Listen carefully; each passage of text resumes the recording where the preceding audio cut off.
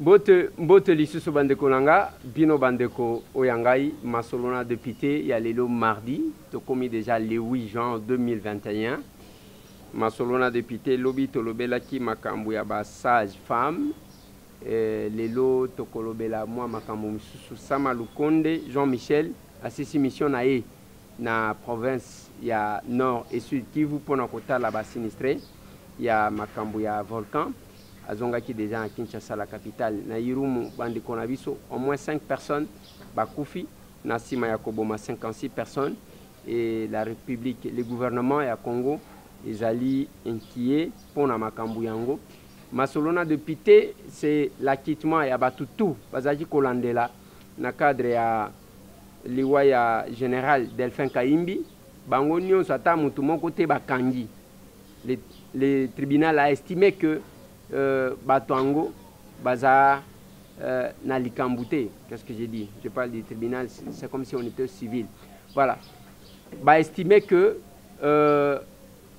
Moutou Asali Likambu Nakachazate, parce que l'argument avancé par le ministère public, ils allaient fonder. C'est que Nini Ebomaki Delphin Kaimbi. Donc la contradiction, Singa et Koi, ainsi de suite, pour le moment. Que ce soit sa femme, que ce soit belle-mère, naïe, Batunyon so Bazali Banda. Masolo na de pité. Bandeko nanga, lelo nakoyamba bandeko. Baza 3 sur ce plateau. On ne doit pas seulement parler de la politique et politicienne. Parce que tokobana kolobela kaka ba ministre, toujours lobela ba ministre, sans que tolobela le pourquoi ya kosa la politique. Basalaka politique pour le bien-être de la population. Basalaka politique pour le bateau. Basala malamu. Basalaka politique pour nous garantir que bateau basala malamu. Bateau ni nyango basalaka parce qu'il s'agit d'un gouvernement, il s'agit de l'État. En commençant par le peuple avant d'arriver à la population. Et kozala malamu. Na plateau oyo, lobi na lobi to yambaki ndeko Ambroka Kabeya pour nous kolobela makambo ya ba sage femme. Totalisa Kibino, le pourquoi de la loi que nous proposons. Batu batuni, ceux qui loi wana ba voter, yango batu bakotika kokufa. Oui, batu bakotika parce qu'il y aura un ordre dans le secteur. Batu bako diminuer. Mais lelo nazo yana likambu misusu. Likambu oyo eza likambu na lobelaka tous les jours sans que batu bayoki la ganga.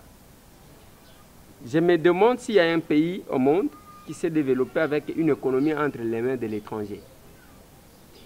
Ce qui l'État organisé, qui viendra organiser? Nazo yamba commerçant, tozana bango awa, bande konabino ba congolais, bazali awa, tomeka kosolo na bango. On va prendre les dispositions, il y a loi et le programme du gouvernement Sama Lukonde Jean-Michel. To tabler, bongo to analyser, to poser quelques mituna avant que to se dise. Na pesi bino mbote. Mbote honorable. Mais vous avez dit que vous Mbote honorable. Vous avez madame. Oui. Ouais. Nalingi, vous se présenter. Alors, Nalingi, moko nabino a présenté. Nazozwa oazana katikati. Ngai Nazali président de l'association des opérateurs économiques congolais, Baoyo Tozali Awa. Oyo Azali. Zelanan. Olobi, Combo Pesité. Ozana Combo Caprezo. Laurent Kalala. Laurent Kalala, Nazali président de l'ASOPEC, Association des opérateurs économiques congolais. Laurent Kalala, président de l'Association des opérateurs économiques congolais. ASOPEC. Ah, pas du Congo, mais congolais. Congolais. Ça, c'est très bien, c'est une bonne précision. Parce que Boyebi, en Belgique, Babenga Moutoumoko, roi des Belges, pas roi belge. Parce que seulement, il était un Allemand qui trônait à la tête des Belges, des Babengaye, roi des Belges. Donc, il y a des Congolais, il y a pour une association au Congo, mais congolais. Voilà. Je pense que c'est la première présentation. Oui. À ma droite, tozali na ndeko Justin azali président ya Ngaliema ya Sopek Ngaliema. Ok. Assalamu alaikum.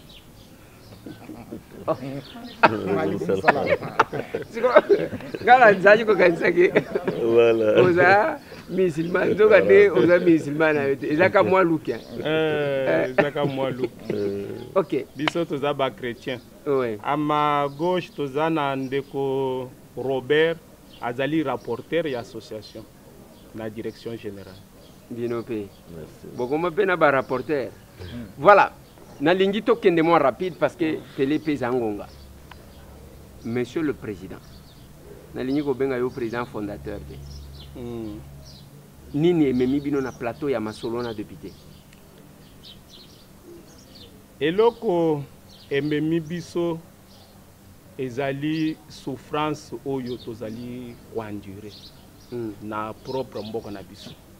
Tozali dans le milieu des affaires, je crois pour nous, depuis les années 97, n'entrée à AFDEL. Mais Tokuti à l'époque. Donc, yo kotan affaire na 97. Na 97. Oui. Ok. Tokuti ba Congolais nde babandaki ko dominer ba affaire. Ba affaire ya minene ezaki na maboko ya ba Congolais. Quand l'AFDEL est entré. Ba faire nyonso ya minene ezalaki na maboko ba Congolais, on ne peut pas citer leur nom. C'est-à-dire que bazalaki protégé na loi moko deuxième république esalaki, c'est-à-dire loi ya 1990. La loi était claire, le petit commerce est donné exclusivement aux Congolais. Mais avec entrée ya AFDEL tomoni d'abord ba Congolais ba komi kozongisa bango sima, c'est-à-dire ceux qui Congolais aye par exemple na biloko na ye na douane ba ko taxer ye plus cher, ba étranger ba pesi bango ba exonération, et loko ene sali que ba étranger ba zui ascendance sur le Congolais. Biso ba Congolais tozongisi. Il est même arrivé un Congolais amène un bateau de riz a pesi étranger pour akotisa na mboka o yaye. Ah bon? Je vous dis, un Congolais amène un bateau de riz. Prix au BAPCIE, fois 10, fois 20, fois 100. Moyen côté sango ezati. A négocier ti et simbité à Pessiango un étranger à cotiser les bateaux. Mais si un étranger qui veut vous remplacer à cotiser lui ensuite, c'est quoi? Il va vous casser. C'est comme ça, tous les Congolais sont cassés, étaient cassés à l'époque. Totikali kaka na ba étranger. Totikali na ba étranger, to se soumettre, c'était l'époque, to boité. Mais na soumission wana honorable, eye ko sala que bango bazali ko pesa biso prix ya likolo, bango moko na prix ya C. C'est-à-dire bango moko ba fongoli ba magasin na bango. Na ba magasin na bango wana bazoteka na prix ba fongoli ba magasin ba pesi bande ko na bango na ba magasin wana bazoteka na prix ya C que prix oyo bazo pesa de biso eloko wana cassé lisusu ba Congolais eloko mususu ba komi sikoyo ko fongola partout bazo kende même na ba village yo zali importateur ya ba bateau yo moko oye o komi grossiste yo moko komi détaillant au fongoli ba magasin partout comme ça ba Congolais ba kosalanir, alors qu'à l'époque il y a ba Congolais o bazalaki ba grand importateur wana ba banda kutika bande ku ya ba Congolais bande kuna bango ba Congolais bazoteka partout. Toutes les personnes qu'on avait, ya matete, ya ndili, ya boy, ba disparaître, ba maman ebele, ba koufi, ba maman ebele. Donc on vous dit que ndenge biso totikali boye tozali ba survivant na mawaya Yesu kaka. Voilà. Ce qui n'a eu qui bien, bozali ko déplorer du fait que les droits ya ba Congolais oyo pas un droit imaginaire, les droits les reconnus na mibeko ya mboka na bango ezaya que petit commerce mupaya ko sala yango te.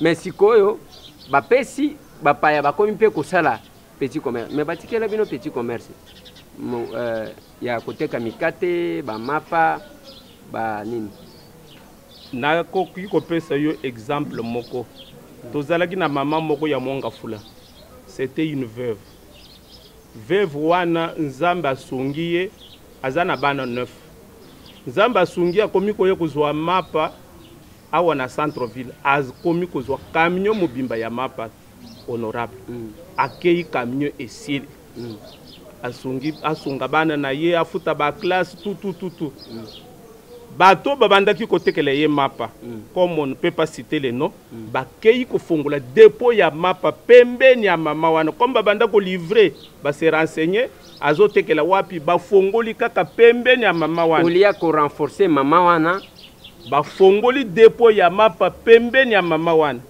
baklia ya mama nyonso bakei kaka mama atali bolobi akwei akufi. C'est une histoire vraie. Yo salaka ba enquête, je peux vous amener et vous montrer.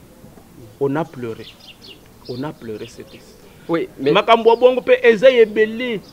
Ezayebele mon propre grand frère abandaki pe ko sala commerce akufi kaka pona ba difficulté parce que si vous êtes déjà habitué à faire de bonnes affaires et que bango afongoli pembenya afongoli na mukongo na yo moyen wo résister exact même ndeko na biso pelu oyo akangi bango bazui magasin Pelu Store, si je peux citer seulement un seul nom Pelu Store asali ba muntu abandaki na ba supermarché ya propre ezali Pelu Store ndeko na ngai Pelu Store afongoli asali ba affaire kishasa mobimba ba moni baye bafongoli na mukongo na ye bafongoli na gauche bafongoli na droite bafongoli en face Pelu akangi ali baye bakotiti na ndako na ye.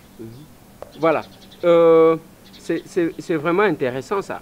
Mais na lignito zongana nuna esika otikolo Congolais ayena conteneur ayena bateau tango ake na ba service ya mboka na ye basenge prix ya makasi amedi ko négocier bayokeli ete alors a décidé que non lokole salemi boye ngai na kendeka ke pa mupaya comme ça mupaya ko tselanga akepe pa mupaya isimbi bakoteli est-ce que makambo wana ozoloba ezaya solo ou bien ozo inventer ka pour faire passer message na yo Congolais wana yebani olingi na cité kombo na yo oui na lingo cité Kansebu papa Kansebu azali vivant, il n'est pas encore mort. Kansebu azala kaka vivant, il est encore vivant. Je crois qu'il y a ça Koliming. On a travaillé avec lui, je crois, il y a 20 ans, je crois. À ça Koliming, parce que période où on a attaqué à Kokola, mais à ça Koliming, mais il est vivant. Batu musu bazaka na grâce ya Nzambe. Kazoro bake azana makasi ya nzoto. Papa Kansebu il est vivant. Papa Kansebu bakaseye makambo kutu mususu tokokoloba na liboso ya télévision te banyokoliye. Il n'est pas le seul. Bazalaki ebele période one. Il n'y avait aucun étranger na fin ya deuxième république où ya bandaki kwa mener babato ya loso farine boy. Il n'y en avait pas. Il n'y avait que des Congolais. Il n'y avait que des le nom de Kansebu c'est un nom connu. Oui, célèbre. Ngai na loba que ndemuluba moko ngai na mona penza ke mutu mbongo à part peut-être ba Mathieu Vi penza. Donc il va Kansebu eza bato basala combo Kansebu a donné les tenues militaires. Oui, ça c'est connu. Oui papa. Combo loba kinani na boss. Justin. Ndeko Justin. Président Nabino a fustigé du fait que vous amusez. Est-ce que c'est parce que Bapaya Bazali ko envahir bino ou c'est parce que bino moko comportement na bino bonyoko la kande bandeko na bino? C'est comme ça que bandeko na bino ba komi ko kimele pa Bapaya. Merci honorable na plateau ya yo masolo na député tout ça ne c'est c'est parce que nous a en face il y a un législateur. Un législateur qui a accompagné biso na démarche oyebi président tu peux citer exemple il y a Kansebu mais Kansebu ils ont seulement importé même par rapport à prix l'époque papa cassé boté ka sac à l'os à 50 kg ils avaient coûté 28 dollars sac à l'os à 25 kg ça qui même pas mais les sac à l'os il y a 50 kg et ça 45 dollars un congolais tant qu'on importé l'os ça qui n'a pris assez les lots étrangers ils ont importé l'os c'est comme prix à l'icolo imaginez l'époque à papa cassé bidon il y a 25 litres à huile et ça qui 22 dollars mais les lots bidon il y a 25 litres à huile et ça 45 dollars et là on est là pour expliquer spéculation on a qui babilo que mat c'est que mboka moko ko se développer té ceux qui bazi petit commerce ba pesa étranger nulle part mboka o ezali mboka na biso puis bino ba législateur bo sala ki mibeko loi ya 1978 il y a 1990 ezali très clair inscrivité il y a petit commerce na ba nationaux et qui plus loin ba clarifier qui ba zone d'investissement n'importe ya Zaïre un étranger a accélérer dans d'autres zones. Basé dans une zone limitée pour Nabango. Actuellement aussi, ils ont une disposition à la loi et ce concerne la zone économique d'investissement. Il y a gouvernement, il y a Samba, ils ont que investisseurs, il faut baser dans limite à chaque action. Mais contrairement à Mboka Nabiso, investisseurs basent dans chaque limite. Investisseurs ils ont ouvert donc kende bisiko ligne ça là au monde même na ba fait fond investisseurs ba okende et si kamoko esali mabongo ezalité biso tozo senga vraiment lokola toye na plateau na yo toyebi ki ozali moko ba kelengi ko ya makasi pe o mongongo yo kanaka yo bata campagne oyebi souffrance ya peuple congolais lelo tozo senga bembe na caucus ya ba députés nationaux ya ville province ya Kinshasa ba se mobiliser na problème ya loi ya petit commerce to lingeza la solgante to linga teza la je pense que y a parmi les pétitionnistes. Beaucoup de ceux qui gouvernement y a Ilukamba, ils disent que non respect à petit commerce c'est pas commerçant. C'est là qu'il y a entraîné qui y a même mon Konzamboka, tant qu'on a bandi consultation na novembre, adresse des nations. Alors cette fois-ci, n'a qu'on restituer petit commerce exclusivement dans les nationaux. Je pense que parole à Mokonzi ils ont ça la loi. Ne l'autre toujours senga. Bino, le quoi tu es na plateau y a un législateur, bon s'impliquer enfin que peuple congolais a son droit naé, peuple congolais a se retrouver parce que quand hypothéquer petit commerce na ba étranger conséquences ali néfastes lelo oyo ba bana na biso ba kobi ko bima na balabala ezala ya basi za mibali parce que classe moyenne les a créé or mokonza mboka sali tourna dans le pouvoir alors que pendant que kena naé a ko sala ba millionnaire congolais a ko sala ba on a miracle ni ceux qui ba confixer petit commerce na ba étranger. Voilà pourquoi toujours c'est la libéralisation du petit commerce. Et puis les étrangers nous basons dans la zone d'investissement. Jamais il y a importateur, armateur, distributeur, vendeur ambulant et ça la gâté. Même les pays voisins na biso sokotali, au moment où petit commerce, économie et si mami vraiment na ba mboka. Mais contrairement pas na biso, lelo ba ndeko na to boité mboka na biso et ça pays hospitalière. To yambaka ba paya. Mais bazo apporter biso nini. Soko tali bato tozo benga soit 10 ans ba investisseur. Bazana produit moko te spécial o ba même biso pour ba investir. Bandeko bazana ko faciliter bango tâche. Ba meka mpe ko kota na profondeur na ba document na bango. Et loko ni ba même biso comme investissement. Bazo memani produit ni ya sika bazo innovation ni. Donc qui ko continue ko vivre bon côté. Mboka na biso mboka na biso, l'état il faut protéger biso. Toza na fierté, toza mboka mso kendité. C'est l'autre tozo sengeza que la haute hiérarchie bayoka vraiment souci na biso ba restituer biso petit commerce et puis bazwa ba étranger surtout o ba poni mboka na biso comme second pays na bango baza na limite ya charge d'action na bango lelo ba komi oteka même savon moko même alimenti moko même fait maréchal na discours na yalo bakango abi mais est-ce que toko ndima mopaya ayo teki la biso ba produit localement et ça les magaté lelo bazo yaka na ba valise na bango bazo teka ka ba produit localement na mboka na biso et quelques usines au bango mo ba payer et ça privilège ça ka bande ko na bango na ba usine mo ba créer pose accès il faut ça ndeko na et puis main d'œuvre bazu bande ko na bango nde bazo ba giron bana mboka bazali ko maltraiter bango bazo fungola de 8h à 21h et na sol dini ba pesa bango mais respect à cause du travail ya mboka na biso ezate c'est que mupaya même un dimanche azana un accès à côté c'est parce que derrière yé azana bato abino bato basala bibeko bazana ba poche na bango Congo ezana ba poche na bango atabo lobby ngana za na poche na bango te et heureusement que yo za la poche na bango te pose na poche na bango te parce que ba cause oyo za ko défendre population congolaise a ebiango et puis ba commerçants en général ndenge toza partout commerce eza vraiment na faillite dans l'ensemble du territoire mobimba ya Congo ndi tozo senga vraiment que prise de conscience na niveau ya ba décideur ba meka ko bimisa biso na libulu o de peur que papa ou tu opé ça d'exemple moko très choquant moto akufi c'est parce que activité na ba arraché en les lots production ezate les lots ba commerçants bazo bénéficier et l'autre côté contenu bango moko ba komi na ba cité ba komi côté ndi lo tozo senga que bino comme ba législateur bo soutenir bo accompagner gouvernement et c'est parce que les gouvernement constitué na ba législateur un législateur a dit passe il y a ba électeur na ye les tozo senga vraiment prise en conscience et ça la bato ya union sacrée et ça bato ya opposition ba se mêler na démarche ba faciliter chef gouvernement en fait que na niveau na bino ba législateur bo sala ba loi mbango bo clarifier petit commerce et que les étrangers ont besoin d'investissement au lieu de quitter le terrain de Bazali pour malmener. Merci. Est-ce que c'est la loi qui manque ou bien c'est la volonté d'appliquer cette loi-là dans la négligence? Oui, papa.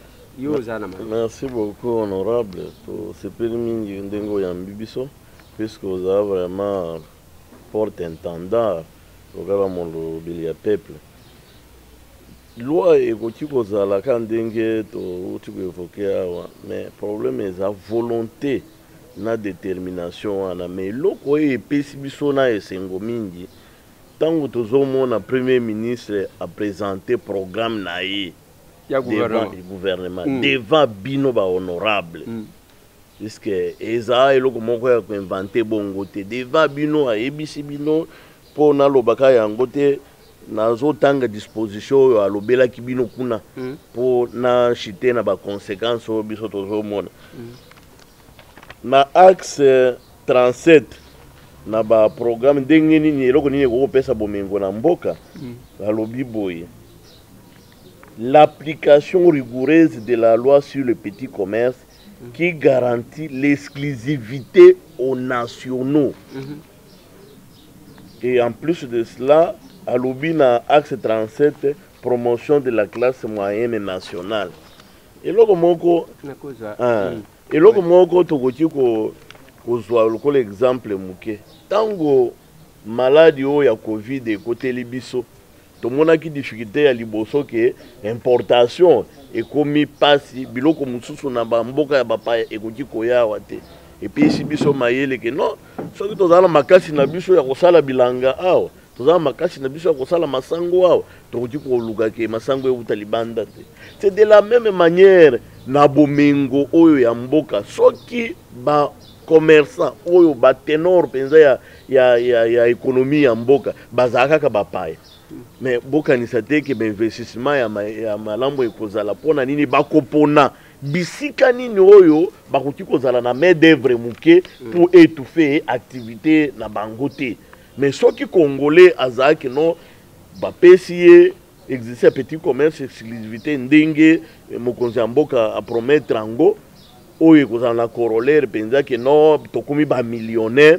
Ça veut dire que dans le secteur union soto kokota sans problème sans que tolo ba oyo kosenga main d'œuvre muke moyen to sala bilangeza te tala nanu kaka ba banque capitaliste o bazali kende tuna ko papa pesa ngambongo na kende ko sala bilanga bako pesa yo on pesa yo te bakotala ke metoko gagner boni et puis combien de temps et lokonde yango wana toyeli awa pona nini analyse oyo tozo sala ezaki tozo sala musala yo toza ko rond point ndenge baloba pona nini osali musala muto atekili yo aye alandi yo anyata yo tango azonyata yo eza na sens que ou évoluer te ye moko a fixé marge na yo somba 1000 cartons na kopesa 500 francs na carton moko 1000 cartons ya valeur nini o pesa ata $15,000 $10,000 etaliete ya ebisi yoke na biloko ngo somba ozaka kana 500 francs 500 francs puisque bango peut-être 500 francs en dollars 0.25 0.25 tala nano na 0.25 0.25 par carton papa oui. 0.500 francs oui.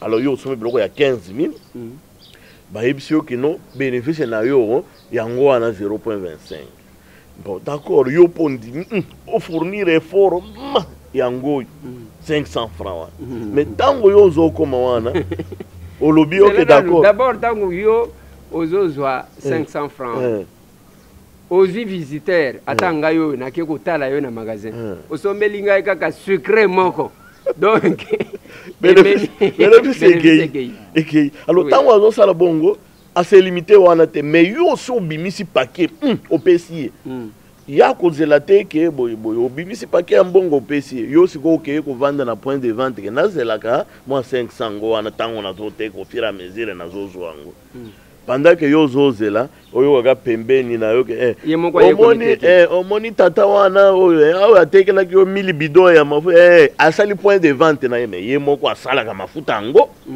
asali mafuta yango mais azoteka bidon moko aye lisusu na magasin imposant atie wana pembeni na yo est-ce que c'est de nature ke oémerge na mombongo yango ou bien ke ozosalela bango musala voilà eloko nini tozosenga protection ata kosalela bango musala yango mwana musala bafutaka ye wana ozosala sikoyo yo ozofutama te parce que la conséquence c'est que les mêmes produits ye akoya kotia yango na prix oyo azopesela yo aye avandi mupanzi et du coup batutu bakongolais pe bazala complexé dès kamoni parce que tobengaka batu nyonso mindeli dès kamoni loposo mususu alobi mundele atie magasin na ye wana ata soki mundele yango wana akotya pe cher epandeko na ye akokota lisusu te abandi kokende kuna donc la conséquence eza ke ozosalela ye musala te parce que mwana musala bafutaka ye c'est que ozominyokola yo moko après ya yo esili évoluer papa et puis na axe wana kaka okomona pe ke yo kanisaki osepeli ke balongolelinga 0.25 nzoka mupanzi wana epamba ndeko na bango bayaka na molokai ya pamba aye mukolo muke awa akomi déjà vraiment boss prix oyo apesaka yo lokola na kuzuke yo na longoleli yo ye prix wana ya azoteka ngo na carton moko ndeko na ye wana oyo akutaki na molokai epana bango et au bout de quelques temps vous verrez que ces gens-là se sont enrichis de manière exponentielle, de telle sorte que on comprend de tendengini bakomi. Yango wana biso tozo senga protection awa pona nini ke soki bakonzambuka basungi biso bazo misunga pona nini toko créer classe moyenne wana toko koma ba millionnaire wana toko zala ba décideur ya mboka à travers économie ya biso. Mais soki ezaki no bango bazwaka kaka bomengo et en fait de compte yeba ke soki bazwi bomengo bazo expatrier pana bango kaka kuna ata kosi bino ke tozana bango ekende liba ekokende ekokende finalité nango yango wana mais awa eloko tozo sengeza ke no ba situé sikoyo esika nini bakoki ko appliquer parce que bato baokanisa peut-être que supermarché c'est un point de vente des détails penza ya munene ba oyo ozomona que akomi na supermarché koto supermarché otali azwa ligné 40 conteneurs canaux de distribution na ye eza supermarché etango mona au supermarché est-ce que bango pe bazako ba opita le petit commerce na ko na ndenga ko sakana te. Alors, tant que bazo sala yango ba importer 40 conteneurs, tant ozo ya 40 conteneurs au sombelier, ye moko alandi yo kote ka tina mayonnaise moko aye kote kango. Mais sikoyo yo sikoyo mokoloni ne kozala na espoir ya kolobake na sala ka mbongo et puis puisque oyebi comment est-ce qu'on peut envisager que l'état ozala entrepreneur transitoire? C'est lorsque l'État ouvre les cadres de telle sorte que Batongo bazo sala na secteur boy ba émerger. Mais sans que bazo émerger te. Quand est-ce que l'État koya ko fixer que non voilà asenga sikoyo ba pa ko boye puisque soki eza ko lobate que soki biso ba congolais to komina mboko l'État a fait ça ba taxe te. A fait ça ba taxe, c'est que l'État a tiré ba dividende sur le plan social, sur le plan économique, sur tous les plans. de telle sorte que sécurité ezaki ya biso mbongo ekokende pai mosusu te ekozala kaka awa na mboka na biso alors ya bandeko mosusu ezali et puis ekozwa bandeko na bino na musala parce que ceux qui moto azwi musala epa na yo muke wana ozofuta ye ekopumbwa te ekoservir mpe kaka awa donc l'argent va tourner. Oui président nayoki maloba ya bandeko mibale. La difficulté se trouve à quel niveau exactement? Parce que au moins nazo aimé ndenge bolobi avant parce que tozaki na Pelu Store l'état komi tout na te Pelu Store akoyi ndenge nini bakomi kofutela epa na ye epa kini marché tozalaki na bafestivité tozalaki na alimentation Gigi bazosala wana ozoyoka na bafete alimentation Gigi elimwepe. Oui tozalaka na alimentation express à l'époque. Alors comment l'état ne se tient pas na ndenge yake amitunaka ke bakongole bazokwea ndenge nini babandi kosede bandako na bango tie bakoya kosoma na bandako yango babandi kosede na bandeko mosusu. La difficulté bino bato boza na domaine eza place ni nalingi pa ndenge ozokende neti ozobomba wana nalingi oloba clairement ba difficulté bokutanaka nango exactement.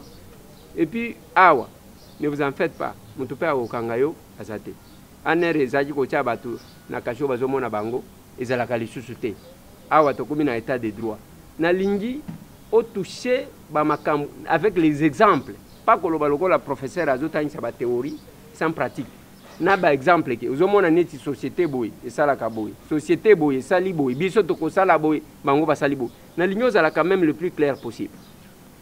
Pour commencer, je vais dire que biso tozali ba ennemi ya bapaya oyo baye kosala na mboka te ezaki ennemi te ezaki ennemi te koluka droit na biso parce que oyo biso toza ko réclamer même na Inde ezali na Inde étranger kosala petit commerce te même américain Walmart akenda na Inde pour s'associer baboya na Pakistan bakondima yo te na Liban bakondima yo te okende kosala petit commerce okende koteka. Est-ce que pour na koteka savon il faut qu'on importe vraiment main d'œuvre ndenge bazolo bake bango baleki biso na mayele wana c'est faux bazui eloko ezali kopesa pasi honorable ezali ba avantage oyo bango ba bénéficier ba uti koloba makambo ya exonération non. Les exonérations qu'on est en train de supprimer parce qu'on n'a pas tout supprimé. On est en train de supprimer. Biso bande kuna yo ba congolais na futaka douane.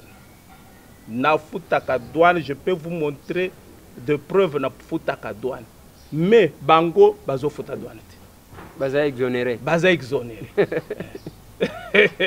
Ba futaka eloko te. Akokende kaka na moi quelque chose ake kopesa muntu apesi exonération et sili okoya pe kolobe lokote mais avec muntu wana bokosada na ye concurrence ndenge nini sur le marché. Ça c'est un. De deux bazwi mbongo basali ba usine à partir ya ba avantage ba pesi protection yo bango ba pesi bazwi mbongo basali ba usine wana bakotekela batindi bande kuna bango bafungula partout. Usine wana bakotekela yo soki batekelo eloko na $10 bakotekela ndeko na ye na $9.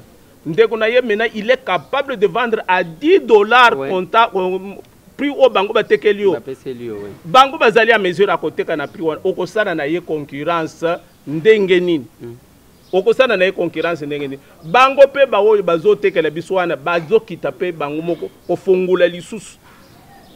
C'est ce qui complique la situation. Je voulais épingler Lokomoko.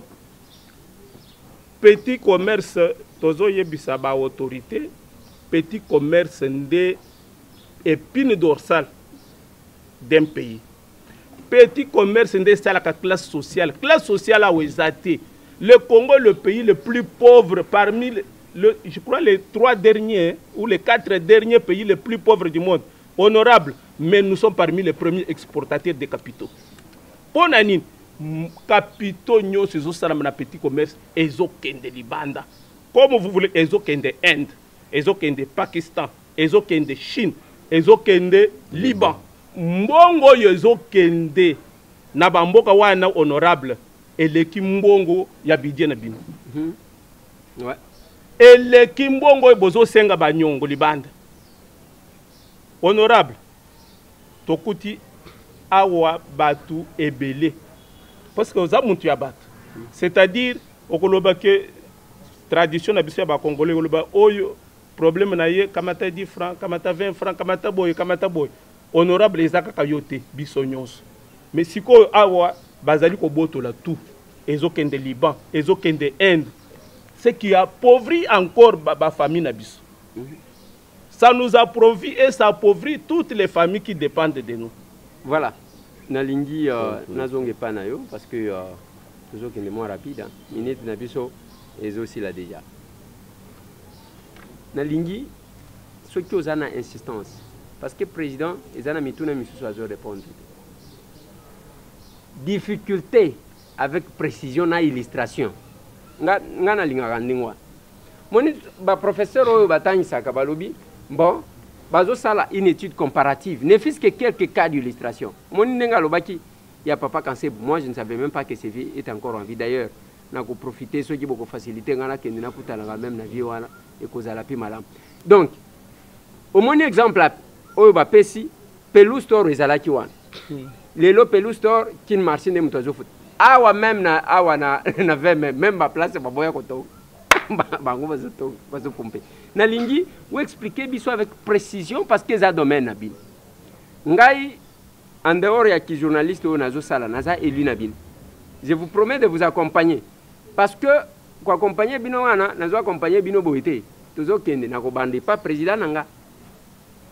Le président Mbosso Joe Biden na ko mema bino to kende to expliquer ce qui se passe. Mais avant to ko makuna expliquez-nous parce que même bande ko bazolanda ba sentir difficulté oyo bozanango oyo ezosala ke ba congolais ba évoluer dans le commerce.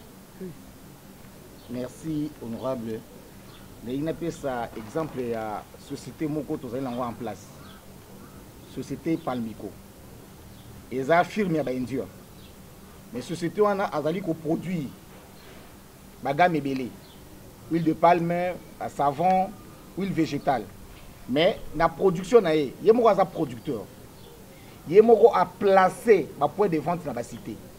Et autant là, dans 4 magasin, azoteka, s'il vous plaît, 0,5 centilitres, il y a huile en pièces. Mais Yemoko, aza fabricant, azoteka babidon. Wana Palmico, société Palmico. Mais Palmico, aza payé mokote. Même au cause de Marsavico. Marsavico, Yemoko, azosala bagame belé. Mais aza na ba camion mobile au bazoteka même 3 savons monganga. Ah bon. Marsavico a produire ba savon, a tekel bino huile, a tekel bino en carton, mais a tindi ba société ba marketeur daé mobile bazotambola même de porte à porte. C'est que main d'œuvre locale les a emporté. Main d'œuvre locale les a emporté. Moyen ba na mboka ba se retrouver exacté. C'est parce que soit disant quelques sociétés totalement sur place awa bazo ça la pratique ya malamuté. Bazo ça la pratique ya malamuté. Or na tango na République du Zaïre, tout ça na ba société ezaki awa ezako ivrer. Yo oza législateur, okoyeko imaginer production motolongo na ye Liban aye côté que la biso masangu baloni na Kasai baloni na Équateur. Aye kaka na moulin na ye amuli masangu wana abandi kotekela bino abandi ochango na basaki mais masangu produit ya Kasai ya Équateur ya Bakongo nde ya ye kozala investisseur même bato kopesa bango ba autorisation ba carte de séjour il faut pas définir bien ba grand acte ay ko sala ni moto alongo na mboka na ye aoni ke la biso masangu ao aotekela biso masangu ya biso moko ba bengi pe investisseur moto alongo Liban aye koteka produit Marsavico, aye koteka sucre à Kulungongo, nde aza importateur ou bien aza distributeur. C'est que baka kotanga eza tellement ébélé, oyo main d'œuvre eza emporté na bandeko wana. Plus grave, na ba magasin na bango, ba tchaka ka bandeko na bango bateka soit disant ba gérant. O bazo kofuta bango malamu mais ba congolais baza na merci à tout le monde et en dehors awana baza même pas na respect ya code du travail baza ko faire travail bande on a biso wana de 8h à 21h mboka nini un étranger aza ko exercer en dehors ya mibeko ya mboka ezala raté c'est que lelo et c'est qu'on a biso ezali que toza na moko ya mukeli bibeko oyo pe mongongo ne yokanaka akozwa maloba oyo dans l'ensemble batala komo bakoki ko relever niveau ya ba peuple congolais. Voilà. Nazai pana yo parce que na ligne to ke rapide na koya ko pesa ka président moi liloba ya muke pona ko clôturer. Na lingi na compléter ndeko na ngai eloko eza wana oyo penze ezosala ke todinda. Comme bandeko awa ba évoqué eloko moko ke no tango yo zoteka pembeni na yo bacheli yo tout puissant. Entre temps yeba ke eloko ba bengaka coup fixe equité. Yo wana vitesse ya rotation na yo, c'est-à-dire modèle ya koteka na yo ekiti. Mais entre temps loyer na yo etikali ose mobimba. Entre temps ba to yo salaka na bango okofuta kaka bango. Entre temps taxe oyo ya l'État etikali kaka intact. Mais bazo bundela yo te ndenge nini rotation wana ekufi par la mauvaise stratégie politique ya baninga oyo bazo diriger économie na minute oyo ya mboka. On comprend. Donc c'est que c'est vraiment une situation où n'importe qui a rose à la kaka étouffé. Ata oza expert ndengeni. So ki coup fixe eleki mingi. Ah ndengeni muto oyo azala ki na biloko ebele boye biloko ekiti. Biloko ekiti. OK d'accord. Mais tango ateka abanda ko teka par jour $7,000.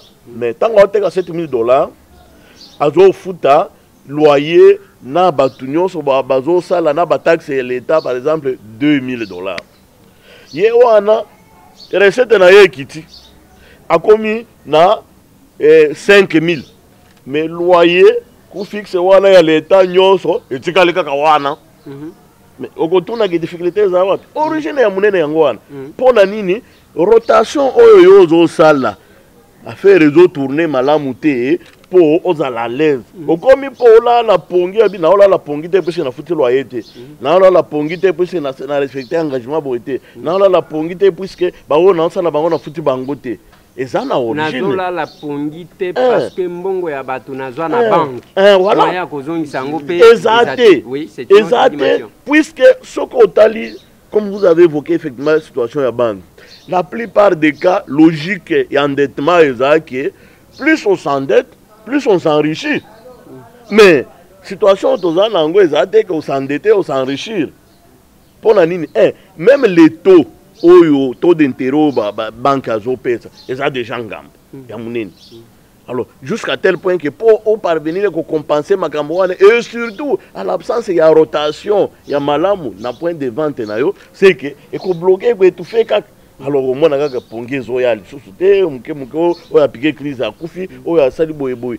Or il faudrait que ça de sorte que environnement oyo tozo évoluer très concurrentiel surtout de la plus mauvaise intention na bande ko na biso étranger tout ça là que l'État to appliquer kaka ndenge premier ministre a pesi promesse na ye application rigoureuse ça veut dire qu'à un moment donné atali que malgré loango ezali application ya malonga ezate mais il faudrait sikoyo et ça de manière rigoureuse pour biso tirer dividende congolais nyonso tirer dividende et makamone sala maka partout okuta te ba supermarché ya ba congolais na Inde ya supermarché ba na Liban au moins wana eza exclusivité ya banane l'État a protégé biso par rapport à la disposition wana nde loko tozo senga comme ça biso peut se mettre en concurrence et comprendre le niveau nini oyo ba business na biso et évoluer et puis kozala na effet d'entraînement les classes moyennes ou ba millionnaires congolais ba kozala à travers ces secteurs mon porteur vraiment de croissance non seulement que to négliger en mais qu'on produire vraiment makambo ebele to dit ko diversifier to kota na agriculture puisque pour obapesa au banque mbongo na banque ke o sala bilanga mais il faut tala na conditionnalité ni ba ko pesa yo mais soki yo makambo na yo zo évoluer bien bi ay président wa lobi na 50,000 langa na investir na bilanga est-ce que vous avez un effet? Mais le secteur porteur de croissance est en Guana. Et vous avez un biloko to banda ko importer to kolia biso moko et vous avez malam. Alors au fur et à mesure on a nini ba congolais ba simbi économie na bango na maboko à travers l'application. D'accord. Nous n'avons plus que 2 minutes. Nous comme quelque chose parce que c'est le président qui doit conclure la mission. Nalingi ou intervenir moi Mouké dans 1 minute. Je passe sur le président, on conclut l'émission. Petit commerce, tout a violé. Seulement quand on a bloqué l'oliette, même dans le domaine de la quelqu'erie. Ouais. Dans le domaine de la quelqu'erie, il y a des camions dans le et dans le domaine de ciment, et dans le domaine de vivre frais, il y a chambre froide.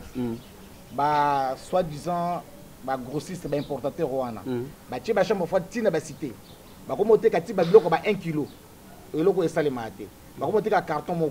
C'est que tout ça, on déplore la situation. Et puis, Congo Futur. Tu sais que Congo Futur à côté de Nambuko dans 97. Congo Futur a transporteur, il y a l'os, il y a Kansebo. À côté, il y a biscuit, Picadeli. Mais les lots Kansebo c'est facile dans le marché. Congo Futur a en tête. A commis grande puissance.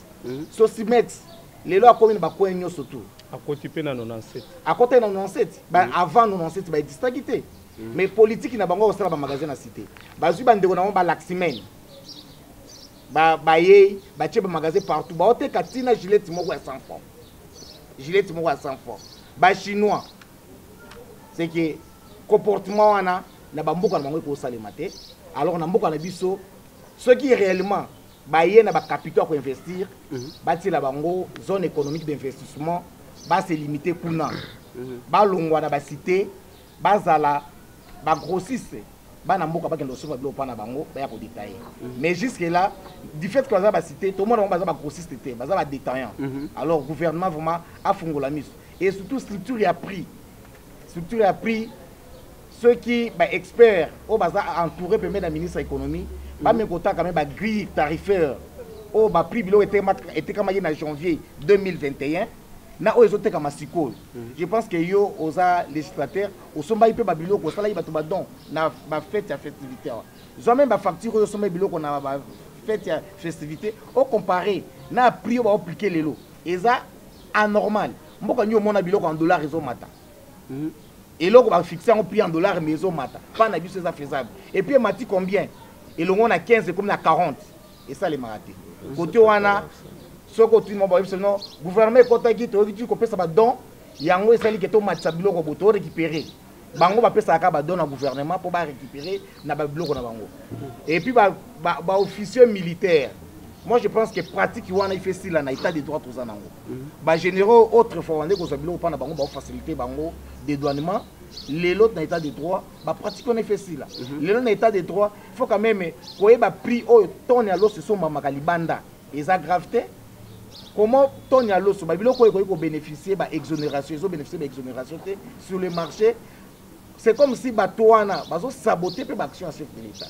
Parce que les lots augmentation à Biloko, ils ont une peuple. Augmentation à Biloko, ils ont une peuple. C'est que l'autorité va me commettre à CT, Batala, Basomba Biloko, combien, et puis marge de bénéficiaire, ça combien. Biloko Basomba prix mais prix Baté Kaka. Vraiment. Autorité censée régler le secteur wana Merci beaucoup, Président. Tous ceux qui s'en ont bien qu'il y ait un PC 1 minute, à 4 minutes. Débordé, oui. Ouais. Moi, je voulais seulement ajouter une chose. À Sopec, comme Tolobaki na Ebandeli, c'est une association des opérateurs économiques congolais. Siège Nabiso Ezali, na avenue Wileri croisement Itaga. Tozali na bureau, tozali na permanence, to se réunissaka chaque premier dimanche du mois à 15h dans la salle de fête, il y a food market au même endroit. Chaque premier dimanche du mois, to se réunissaka dans la salle de fête, il y a food market. Merci. Ouais, mais il y a food market en haut, il peut à Kobunga. Parce que n'est pas solo de la honorable. Ce qui a Fongolia, qui marche à Fongoli. Ce qui a Fongolia, qui marche à Fongoli. Ayebi Sebiso, na era azoteka kote ya Bitaba kuna na nini abandaki koteka bakasi alekini marché aye ache wana vente si akomi kutu na posa akanga place wana compliqué tozali pe na ba entreprise ya bandeko na biso ba étranger batekelaka kaka bandeko na bango. Les Congolais sont interdits d'acheter. Ah bon? Nakei penza boy po na somba balobi te o somba te. C'est quelle entreprise? Nakendaki na Sapco mais ezali moi mingi. Ba entreprise o ya ba produits de beauté bazo pekisa ba Congolais ba somba bazo Tangelanga 3. Tangelanga 3 ngana linga ba. Olobi Sapco nde ya liboso. Sapco okendaki balobi batekelaka ba Congolais te. Ngana kendaki na Sapco. Ouais. Tozali na mususu Gandour. Gandour. Ouais. Angel Cosmétique aussi. Naïeba qui combo mais j'ai hésité parce que n'a pas précision. Angel Cosmétique. Ok.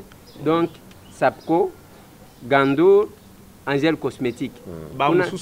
Donc kuna soki okeyi oza Congolais dès que bamoni yote. Congolais au somba. Ezaka ya ba société. Kaka bango na bango. Ouais. Tozali émission quelque part. Ndeko na biso moko abengi biso na banzangungu ndeko wana alobi nini alobi banda azaki na dépôt na ye ya farine ya midema azoteka kitoko endie moko aye ache pembeni azoteka kaka na prix ya ye alobi ndenge nazali boye bandeko na ngai nazongi bilanga natiki mwasi na ngai ateka kaka ba bikolo ateka kaka ba bikolo. Ce que nous demandons c'est ce que mon frère Justin a dit. L'État à intervenir parce que c'est impossible d'accélérer même vitesse ya kofongola ba boutique na bango na ba magasin accélérer vitesse. Je viens de vous dire qu'une marché na kati ya lemba ye moko a fongoli 4. Donc à supprimer tous les petits commerçant ya lemba parce que yé moko aza importateur ya bateau ya ba conteneur mutu azana posa osomba brosse kende mangu kende osomba langa brosse mutu azana donc à quadriller lemba mobile pour ne pas dire un peu partout.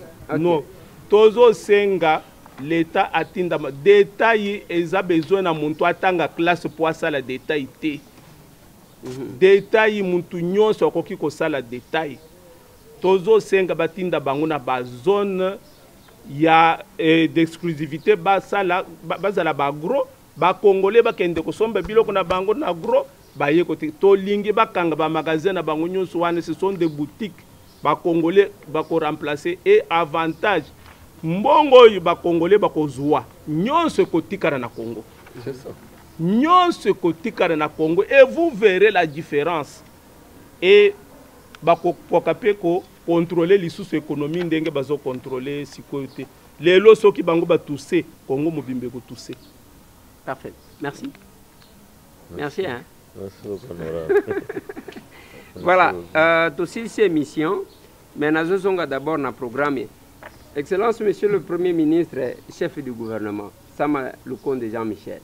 Programme au PSA programme du gouvernement 2021-2023, République démocratique du Congo, na drapeau Likolo.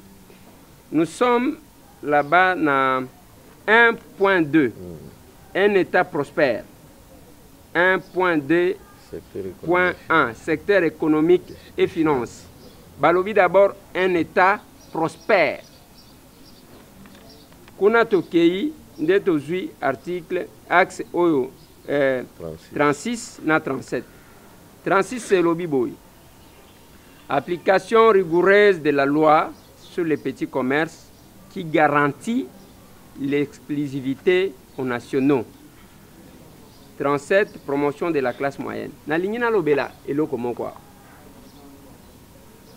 Na lingi tolongwande na politique ya kosala ba slogan. C'est une décision, c'est un programme qui nous a été présenté. Nalobaka tous les jours, parce que j'attendais aussi intervenir sur ce point, dans le débat. Donc la population, basala kibiso pression, batou balobité, bazo bloqué, bazo 50 000. Tolobi bakende. Monsieur le Premier ministre, c'est le moment d'appliquer cette disposition. On ne va pas rester là na ba levé topographique. Programme vandi biso tozotala yango. Pourtant utokobanda d'interpellation awa, j'aimerais que la population nous écoute aussi. Ce qui boyoki que depuis à salle inaction, il y a contrôle. C'est par rapport à ces programmes. Biso ba législateur, ça m'a lukonda lobby que à kosala tout pour que va appliquer de manière rigoureuse. Oyo la loi qui garantit les petits commerces. Ndenge ba papa bazoloba awa, na loba kango tous les jours. Nana mona mboka te se développer na une économie entre les mains des étrangers. Ngana yebi yangote. Lelo to koma lokola ba mikala. Tous ces gens même ndenge ba vandi wana bazoloba bazaba patron. Kende na ba banko kuta bachi ba kota kota banyongo. Pona nini asalata neti azo résister. Na ba banka ngo wana bazozo banyongo, ba banki ya banani. Congolais moko taza na banko. Et tout ce qui a comme intérêt excessif ezo kende libanda. Na lobela bino banki moko bachaka serveur na Liban. Donc makambu nyonso mongo ezo kendaka kuna. Et nous avons même ajouté nakati ya ba makambu oyo tozolobela une autre dimension que les gens ne comprennent pas. Totikali na mboka na biso biso ba kolomboka. Je suis content, c'est pourquoi on a ligné rencontrer Papa Kansebu. Ce vieux-là, je vais en tout cas le rencontrer, ne fils que dans mon aïe. Congo Futur est comme transporteur. Donc, on m'a bano ba memaka, mikumba. Aye pona komemela un Congolais qui était Kansebu. Le loi comme patron, makambu ya ba prêtre non. Oyo ba étranger ba kokati kozwa ke azo coopérer na Congolais, na pesa yo mwa mbongo nazo ata kombo ya magasin na yo pour ke na kotisa biloko. Te ba Congolais nde ba komi ko kende ko defa ba kombo ya ba pai. Je connais même d'autres Congolais qui ont même changé de nom, ya ba magasin na ba.